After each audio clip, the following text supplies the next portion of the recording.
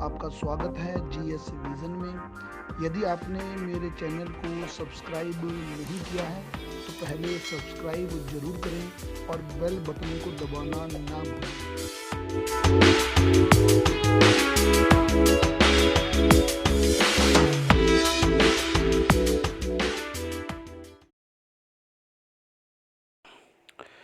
Hello everyone, this is GS vision. मैं हूं अरविंदर सिंह। मैं उम्मीद करता हूं आप सभी स्वस्थ होंगे। और आज हम वन दरोगा प्रैक्टिस सेट नंबर 21 का सॉल्यूशन करेंगे। जिन विद्यार्थियों को डाउट्स होते हैं वो डाउट्स को अपने पास ही रखा करें, और जब हम वीडियोस डालते हैं तब इसमें आप पूछें हमसे कोई डाउट है तो। व्हाट्सएप पे इतने सारे डाउट्स का हम रिप्लाई आपको नहीं कर सकते।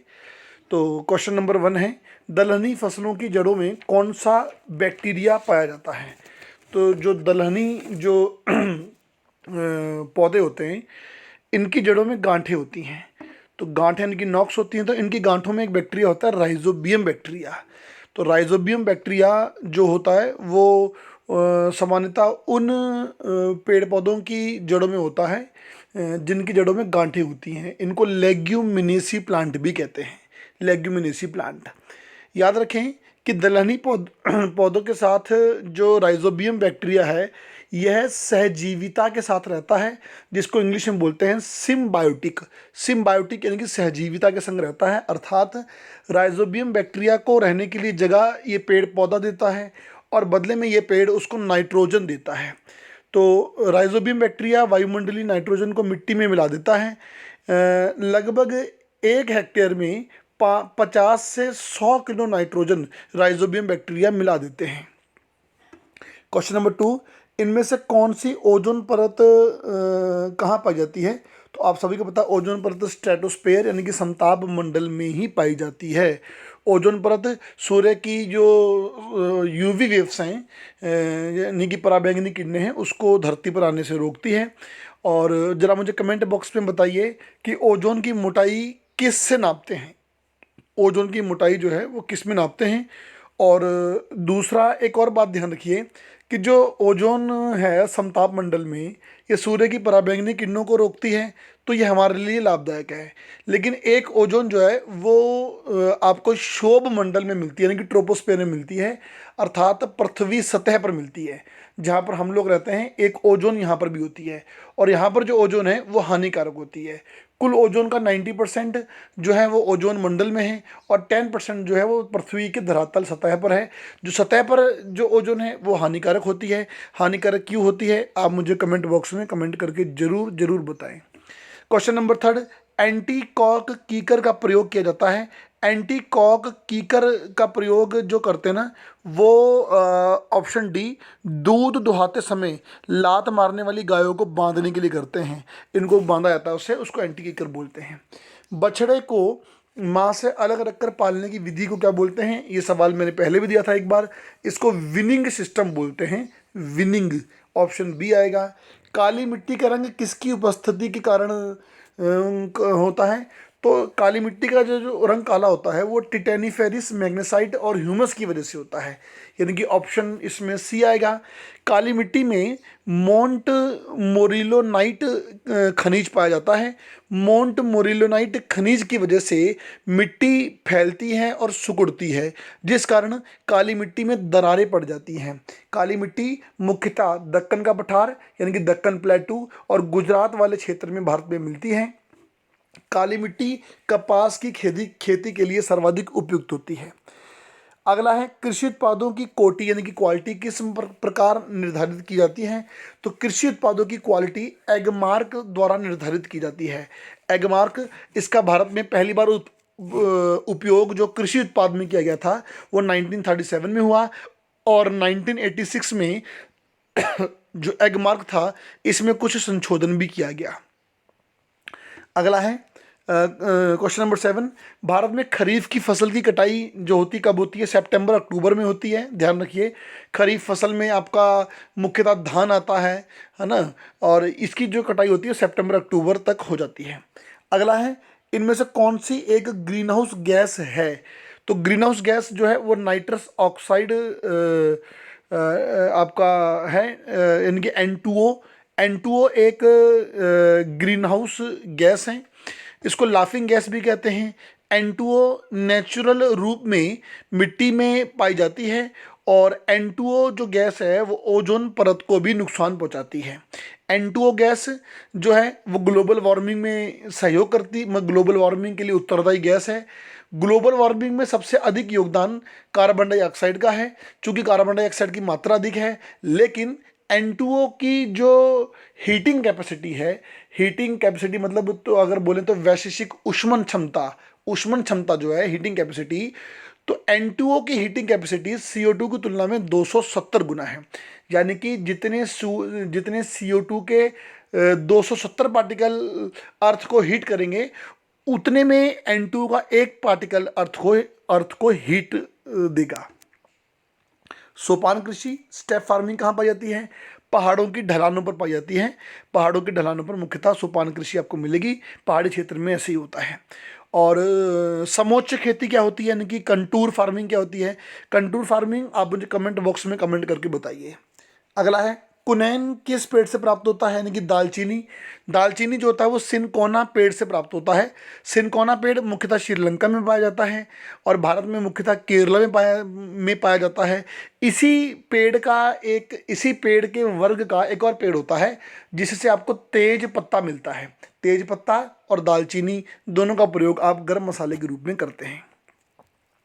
सौरमंडल में किस ग्रह में जीवन की संभावना विद्यमान है? यूरोपा में है। 1610 में 1610 इसकी खोज हुई थी 1610 में। कौन सा परिरक्षण यानी कि प्रिजर्वेशन के काम नहीं आता है?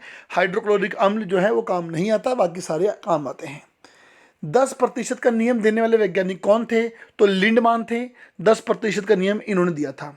10% का नियम क्या होता है कि आपको पता है कि इकोसिस्टम में जो इकोसिस्टम होता है हमारा, उसमें एक उत्पादक होते हैं यानी कि प्रोड्यूसर जो पेड़ पौधे होते हैं, फिर उपभोक्ता होते हैं यानी कि प्राथमिक उपभोक्ता प्राइमरी कंज्यूमर जो शाकाहारी होते हैं, फिर सेकेंडरी कंज्यूमर होते हैं यानी कि जो मांसाहारी होते हैं।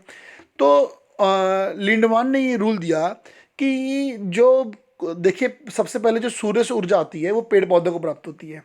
पेड़ पौधे कुल ऊर्जा का 90% अपनी डेली वर्क के लिए यूज़ कर लेते हैं, यानी कि डेली लाइफ के लिए यूज़ करते हैं। 10% उसको मिलेगा जो पेड़ पौधों को खाएगा, है ना।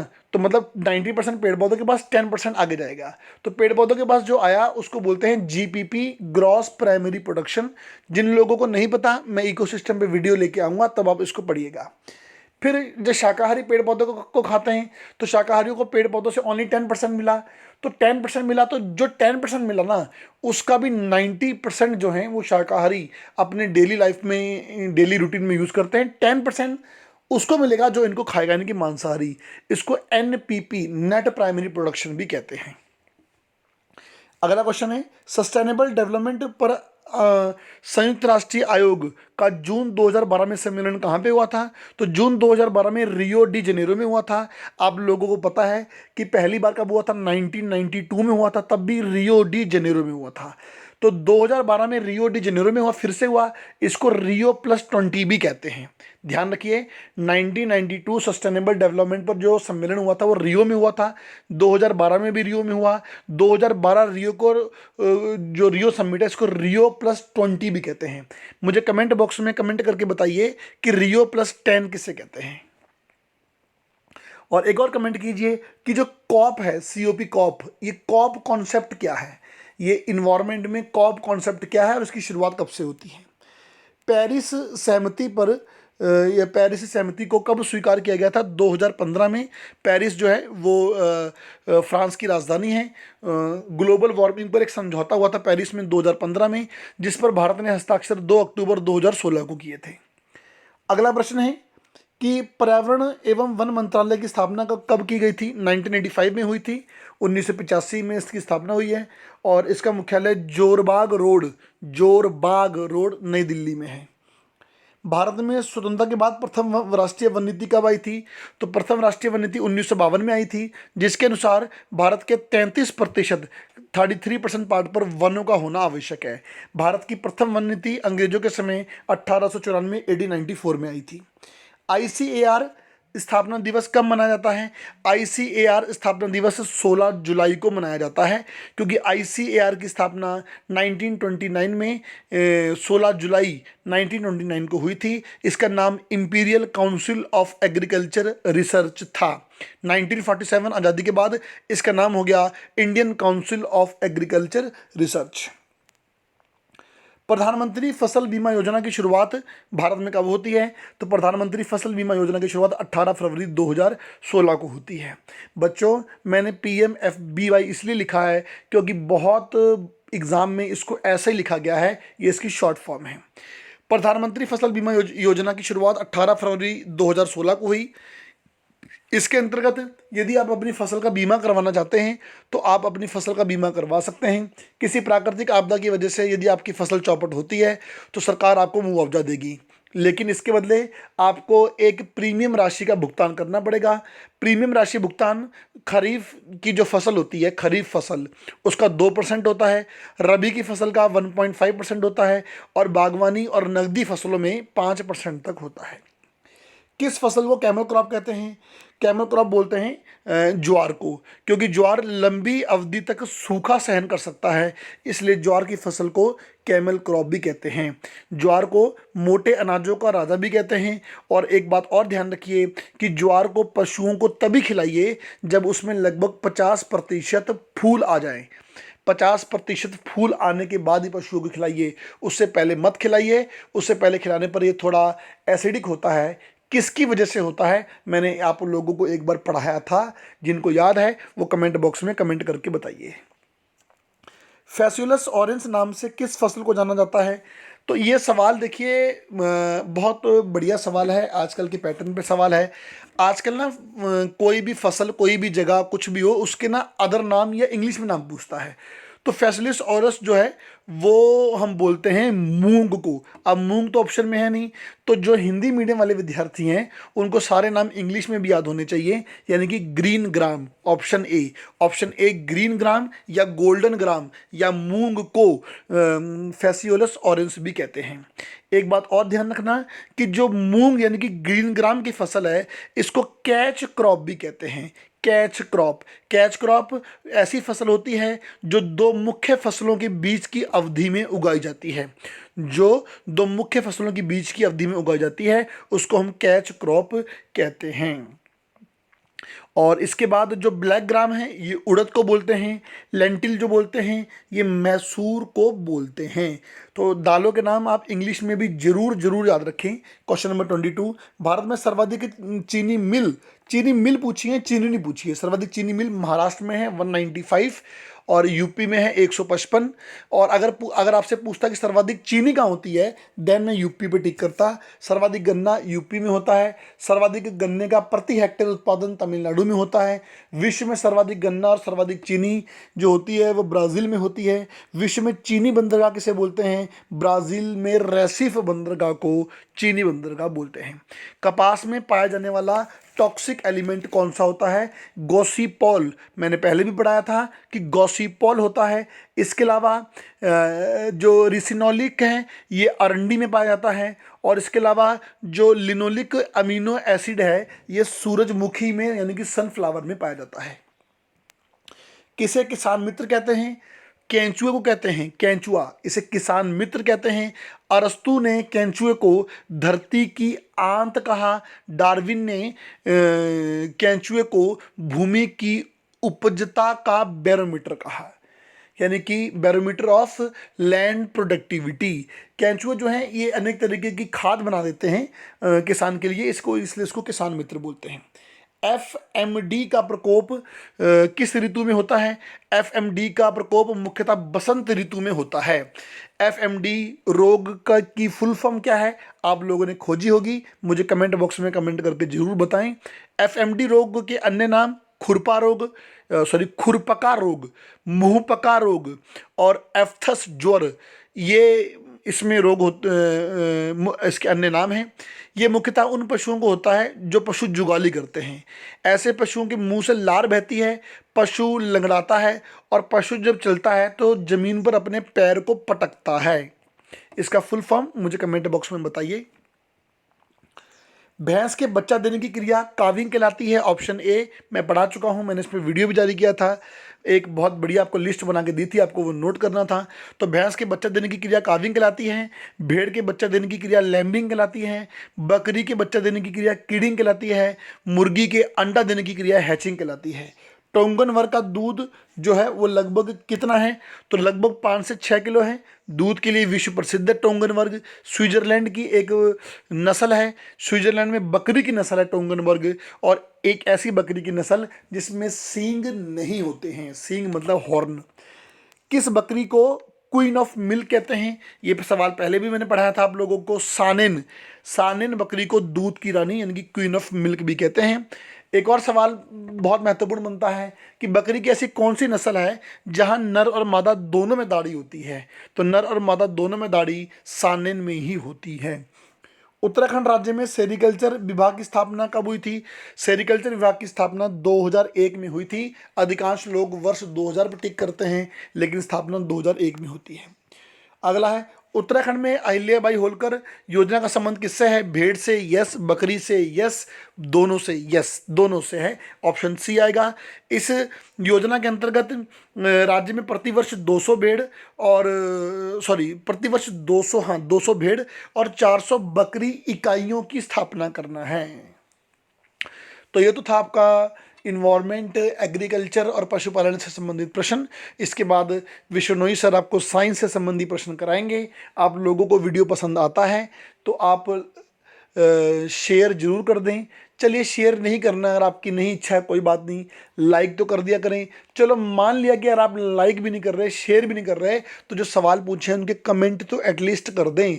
और अगर आप लाइक और शेयर नहीं कर रहे हैं तो क्या आपको वीडियो पसंद नहीं आई है? अगर नहीं आई है तो क्यों नहीं आई है, हमारी क्या कमियां हैं, आप उनको हमें कमेंट बॉक्स में कमेंट करके बता सकते हैं। धन्यवाद।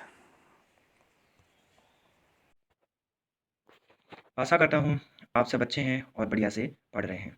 चलिए एनालिसिस स्टार्ट करते हैं टेस्ट नंबर 21 का। अब एक बात पहले बता देता हूँ, टेस्ट नंबर 20 का 58 नंबर क्वेश्चन जो था उसका आंसर ए है, उसको लास्ट में एक्सप्लेन करूँगा मैं। ठीक है, चलो आगे बात करते हैं हम लोग। क्वेश्चन नंबर 31 टेस्ट नंबर 21 का, दांत मुख्य रूप से बने होते हैं। देखिए दांत जो होते हैं, जो आपकी डायग्राम में देख पा रहे हैं, पिक्चर में देख पा रहे हैं कि सबसे बाहर वाला पार्ट होता है वो होता है इनेमल, जो सबसे हार्डेस्ट पार्ट होता है। और इसके बाद दूसरा जो अंदर वाला भाग है ये है डेंटाइन, और सबसे अंदर वाला जो ब्लड वाला जड़ वाला जो भाग है रूट वाला वो होता है पल्प। तो देखिए प्यारे बच्चों, सबसे ज़्यादा जो इसके अंदर भाग पाया जाता है दांत के अंदर वो डेंटाइन पाया जाता है। तो दांत मुख्य रूप से बने होते हैं डेंटाइन से। तो यहाँ देखिए कई सारे क्वेश्चन बनते हैं। जो हमारे शरीर का सबसे अगर पूछे मजबूत हिस्सा कौन सा है, मजबूत पार्ट कौन सा है, या मजबूत जो भाग है वो कौन सा है, तो वो होता है दांतों के ऊपर जमी हुई परत डेंटाइन। दांतों के ऊपर जमी हुई परत कौन सी है, डेंटाइन जो होती है वो सबसे हार्डेस्ट और क्या है, ट्रांसपेरेंट टाइप की, चमकीली और ट्रांसपेरेंट टाइप की प्रकार की होती है। तो दांत में सबसे ज़्यादा भाग जो पाया जाता है वो पाया जाता है डेंटाइन का, जैसा कि आपने डायग्राम में देखा है। 31 का आंसर है बी। 32, निम्न में कौन सा एक ऊतक है, यानी इनमें से कौन सा एक टिश्यू है, तो 32 का आंसर है बी, ब्लड। ब्लड एक टिश्यू है, वो भी किस प्रकार का, लिक्विड कनेक्टिंग टिश्यू, तरल संयोजी ऊतक। तो 32 का आंसर क्या है, बी है। कुछ चीजें देख लेते हैं, जैसे पेनक्रियाज लिखा हुआ यहाँ पर आंसर। तो पेनक्रियाज क्या है, the largest mix gland. Mix gland मिश्रित ग्रंथि, मिश्रित ग्रंथि से क्या अभिप्राय है, एक इस प्रकार की ग्रंथि जो क्या है एंडोक्राइन और एक्सोक्राइन दोनों प्रकार के बिहेव करे, यानी अंतःस्रावी और बहिस्रावी ग्रंथियों की दोनों की तरह कार्य करे। तो ये क्या है, पेनक्रियाज की है। तो 32 का आंसर क्या है, वैसे 32 का आंसर है बी, ब्लड। 33, दो बूंद मिलकर एक बड़ी बूंद बनाती है, इस प्रक्रिया में जब भी दो बूंदें मिलकर के एक बड़ी बूंद मिलाएगी बनाएगी तो दोनों जैसे मिलेगी तो उनसे एनर्जी रिलीज हो जाती है, तो ऊर्जा मुक्त होती है उनसे। तो 33 का आंसर क्या है, ए है। 34, छोटी द्रव की बूंदें गोलाकार होती है क्योंकि, देखिए कोई भी छोटी द्रव की बूंदें गोलाकार, यानी ये अगर देखा जाए जैसे पानी रेन की ड्रॉप जो आती है, जो वर्षा की जो बूंद आती है नीचे, उसका आकार गोल क्यों होता है, तो इन सब चीज़ों के पीछे एक ही कारण है, पृष्ठ तनाव, सरफेस टेंशन। तो सरफेस टेंशन यानी उसके सरफेस पर ऐसा टेंशन, यानी ऐसा उसके ऊपर तनाव जिसकी वजह से उसके अंदर ऐसा बिहेव, यानी एक ऐसा बिहेव आ जाए, यानी उसके अंदर एक ऐसी विशेषता आ जाए कि वह अपने जो क्या है टोटल सरफेस एरिया को सबसे कम करने की क्षमता करती है। तो ध्यान रखिए प्यारे बच्चों, अगर आप कोई लिमिटेड वॉल्यूम या कोई आयतन लेते हैं, मान लो आपने कोई आयतन लिया, लिमिटेड वॉल्यूम लिया, उसकी आप अलग अलग शेप में उसको बनाएंगे सॉलिड फॉर्म में, मान लो उसको आपने रेक्टेंगल, उसको क्या है आपने क्यूब फॉर्म में बना दिया, क्यूबॉइड फॉर्म में बना दिया, ठीक है, कोन फॉर्म में बना दिया और सर ये इसी के साथ साथ क्या है आपने स्फेरिकल फॉर्म में बना दिया। तो उसी एक ही वॉल्यूम का यानी एक ही फिक्स आयतन का अलग अलग प्रकार की आकृति बनाएंगे और उसका बाहर का क्षेत्रफल यानी उसका ऊपर का क्षेत्रफल ज्ञात करेंगे। तो एक गोल आकृति ऐसी होती है जिसका सबसे कम क्षेत्रफल होता है। ठीक है, तो 34 का जो हमारे पास आंसर है वो है डी। द्रवों की प्रकृति नेचर ऑफ द लिक्विड पृष्ठ तनाव के कारण न्यूनतम पृष्ठीय क्षेत्रफल ग्रहण करती है, तो इसलिए न्यूनतम पृष्ठ क्षेत्रफल जो होता है वो किसका होता है, गोले का होता है।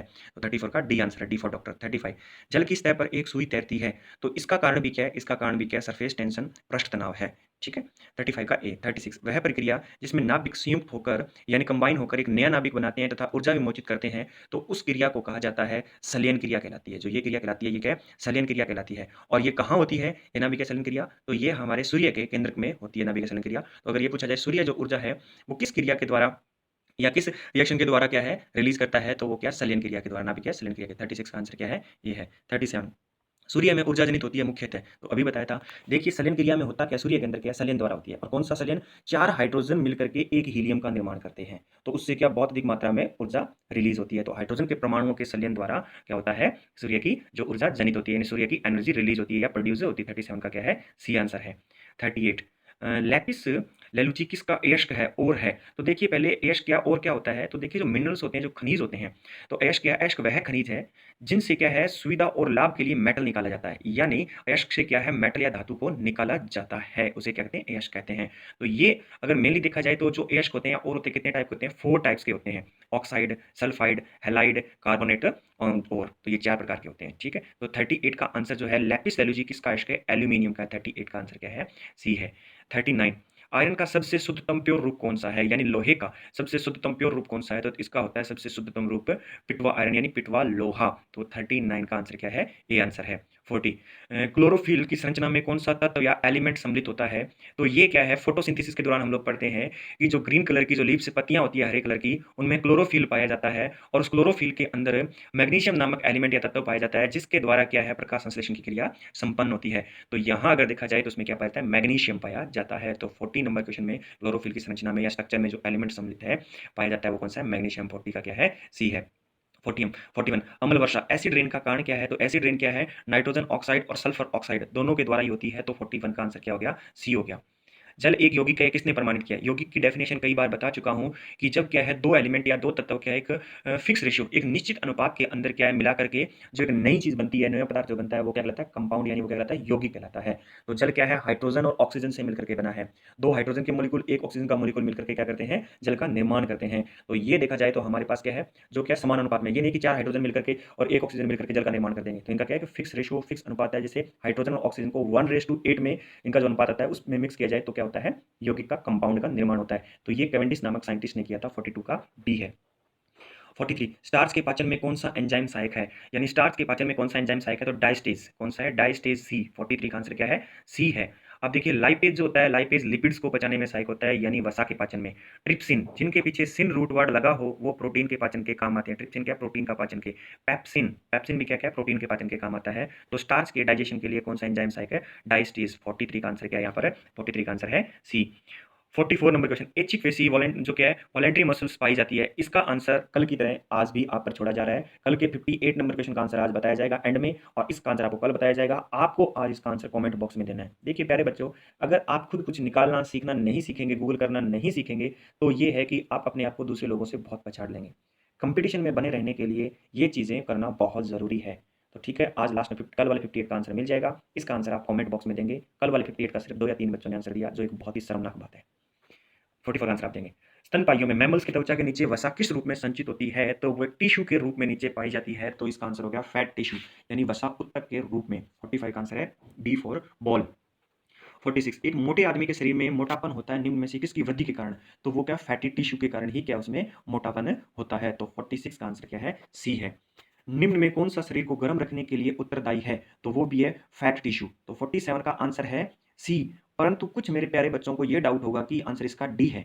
देखो वो सोचने के लिए बहुत सही सोच रहे हैं कहीं ना कहीं, परंतु देखिए प्यारे बच्चों, जो ये शरीर को गर्म रखने के लिए, तो यानी ये बात हो रही है इंटरनल पार्ट बॉडी के आंतरिक भाग के अंदर, जो हमारे अंदर शरीर के अंदर गर्मी है उसको मेंटेन रखने के लिए जो चीज यूज होती है वो क्या होती है, फैट टिश्यू यूज होते हैं। हाँ, जो बाहर से क्या है गर्मी प्रदान करने के जो काम आते हैं कहीं ना कहीं वो हमारे पास रोम या हेयर्स भी होते हैं। परंतु इसका आंसर क्या, 47 का आंसर क्या है, सी, वसा में उत्तक है। 48 ए रक्त वाले व्यक्ति को रक्तदान आधान के लिए निम्न रिश्तेदारों में रक्त देने का प्रस्ताव किया। अब देखिए ए ब्लड ग्रुप ब्लड किस किस को दे सकता है, पहले मैं बता रहा हूँ कि किस किस को दे सकता है। तो ए जिस जिस ब्लड ग्रुप में ए आता है उसको दे सकता है। तो एक तो ए ब्लड ग्रुप में आता है, एक आता है ए बी में। तो ए अगर डोनेट करना चाहे या ब्लड देना चाहे तो ए और ए बी को दे सकता है। अब बात है रिसेप्टर की कि ये ब्लड ले किससे सकता है। तो ब्लड लेने की बात आई तो ये ओ और ए से, ए खुद ए से ले सकता है और किससे ले सकता है, ओ से ले सकता है, परंतु ए बी से नहीं ले सकता। तो ध्यान रखिए प्यारे बच्चों, जो ए बी होता है वो क्या है, यूनिवर्सल रिसेप्टर है, परंतु डोनेट सिर्फ और सिर्फ ए बी को ही करता है। तो ए बी कोई डोनेट करता है तो ए को तो ये करेगा नहीं। तो इसका मतलब क्या है, पत्नी का ओ वर्ग, पुत्र का ए वर्ग, पुत्री का ओ वर्ग, 1 2 3 तीनों इसके सही हैं। तो 48 का इसके आधार पर आंसर बनता है सी बनता है। आगे निम्न में इनमें से कौन सा मानव हार्मोन नहीं है। तो देखिए ऑक्सीजन कोई हार्मोन नहीं है, यह एक एलिमेंट है। ठीक है, ऑक्सीजन कोई हार्मोन नहीं है, यह क्या एक एलिमेंट है। तो 49 का क्या है, डी आंसर है। 50 आपातकालीन ग्रंथि इमरजेंसी ग्लैंड किसे कहते हैं। एड्रिनल ग्लैंड को इमरजेंसी ग्लैंड कहते हैं, एड्रिनल ग्लैंड को इमरजेंसी ग्लैंड कहते हैं। और यह एड्रिनल ग्लैंड कहाँ पाई जाती है, एड्रिनल ग्रंथि कहाँ पाई जाती है। तो ये पाई जाती है किडनी के टॉप वाले हिस्से में, दोनों किडनियों पर एक एक पाई जाती है। इमरजेंसी कैसे, तो ये क्या है कि जिस दौरान व्यक्ति क्या है ऐसी सिचुएशन में होता है। तो इमरजेंसी हार्मोन इसलिए बोला जाता है इसे कि जैसे मान लो कोई व्यक्ति के पीछे कुत्ता गिर पड़ गया है, तो वो क्या एकदम से भागना शुरू कर देगा। तो वो कब करेगा, जब क्या होगा, इस एड्रिनल ग्लैंड के एक्टिव होने से इसके हार्मोन्स रिलीज होंगे तब भागेगा। ठीक है, तो ये क्या है, इमरजेंसी से बचाने, इमरजेंसी सिचुएशन में या जहां फंस जाए उससे बचाने के काम आती है, इसलिए इसे क्या है, आपातकालीन ग्रंथि बोलते हैं, एड्रिनल ग्लैंड बोला जाता है। ये देखिए एक यहाँ पर लिखा है पैनक्रियाज, डी ऑप्शन। तो पैनक्रियाज क्या है, द लार्जेस्ट मिक्स ग्लैंड।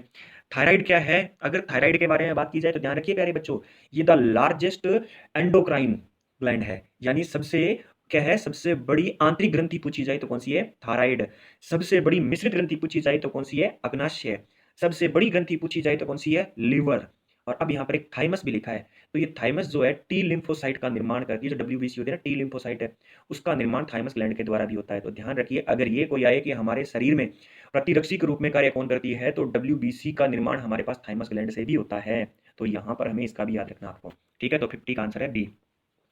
आगे बात करें फिर, मानव शरीर में जल की मात्रा पाई जाती है। तो मानव शरीर में जल की मात्रा शरीर के बाहर का लगभग 75% पाई जाती है, 51 का डी आंसर है। अब कुछ प्यारे बच्चों को ऐसा लगेगा सर कि ये तो कि खून का 50% पाई जाती है। तो बाबू खून का 50%, तो खून का 50% तो ब्लड तो हमारी बॉडी में 5 से 6 लीटर है, 6 लीटर मान लो तो 3 लीटर पानी थोड़ा ही पाया जाएगा, बॉडी सबसे ज़्यादा पानी से बनी हुई है। ठीक है, परंतु आपका सोचना कहीं ना कहीं सही है। आप ऐसे ना सोच करके आप ऐसे सोचिए, जो ब्लड होता है ना, ब्लड होता है टोटल ब्लड है। ठीक है, चाहे उसमें प्लाज्मा है चाहे ब्लड सेल्स है, तो टोटल कंबाइन होकर आरबीसी डब्ल्यूबीसी प्लेटलेट्स प्लाज्मा सब मिलाकर के टोटल ब्लड है हमारी बॉडी में, उसमें 50% पानी पाया जाता है। आप इतना सोचते हैं तो बहुत सही है, वो बात सही है। परंतु यहाँ पूछा गया पूरे शरीर का लगभग 75% जो क्या है पानी से, तो यहाँ आंसर क्या 51 का डी है। 52 यकृत का कार्य क्या है, लीवर का काम क्या है। लीवर का काम है ग्लूकोज, जो एक्स्ट्रा ग्लूकोज जो होता है, देखिए ग्लूकोज क्या है, एनर्जी के रूप में काम आता है। हम दिनचर्या में बोल लेते हैं, सांस लेते हैं, बैठ जाते हैं, उठ जाते हैं, टीवी देख लेते हैं, खाना खा लेते हैं, इसमें हमारी एनर्जी जितनी लगनी है उतनी लग गई। जो बाकी बची हुई एनर्जी है अगर वो ग्लूकोज के रूप में ही पड़ी रही तो दिक्कत हो जाएगी, बंदे को शुगर हो जाएगा। क्यों, ग्लूकोज है क्या, शुगर है।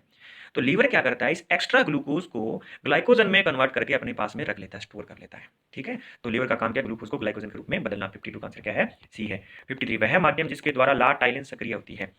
यानी अगर हम देखें लार मतलब स्लाइवा, अगर हम बात करें स्लाइवा की, तो स्लाइवा का प्यारे बच्चों पीएच मान कितना होता है। स्लाइवा का पीएच मान होता है 6.8। तो 7 क्या होता है, न्यूट्रल होता है। तो 7 के पास 7 से कम होता है, 7 से लेकर के 0 की तरफ जाए वो क्या होता है, एसिडिक फॉर्म होती है, इंक्रीजिंग ऑर्डर में चली जाती है। और 7 से लेकर के 14 7 से 14 की ओर जाए तो हमारे पास क्या है, वो क्षार बन जाता है, एल्कलाइन।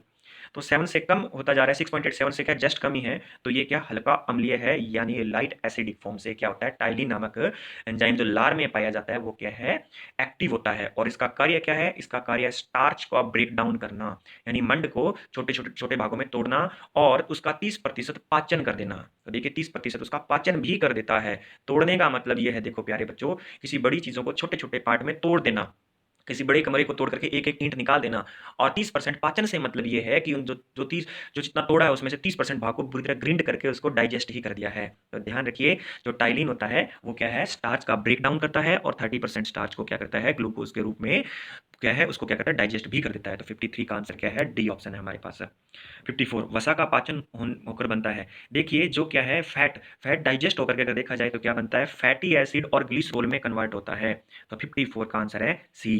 54 का आंसर है सी। परंतु दूसरे ऑप्शन भी देख लेते हैं हम लोग। दूसरा ऑप्शन हमारे पास क्या है, अमीनो अम्ल में कौन है, अमीनो एसिड में कौन कन्वर्ट होता है। तो देखिए प्यारे बच्चों, जो प्रोटीन होता है उसकी फाइनल डाइजेस्टिव फॉर्म जो होती है, पाचन की अंतिम रूप जो होता है वो अमीनो एसिड होता है।